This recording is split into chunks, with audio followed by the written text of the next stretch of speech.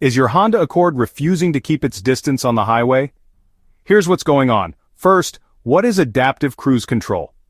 It's a smart system that automatically adjusts your speed to maintain a safe distance from the car ahead. But sometimes, it just won't turn on or work properly.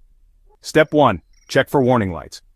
If you see anything about adaptive cruise or collision mitigation, there could be a system error. Step 2. Make sure your radar sensor and camera aren't blocked. These are usually located in the front grille or behind the windshield. Dirt, ice, or even a misplaced bumper sticker can mess things up.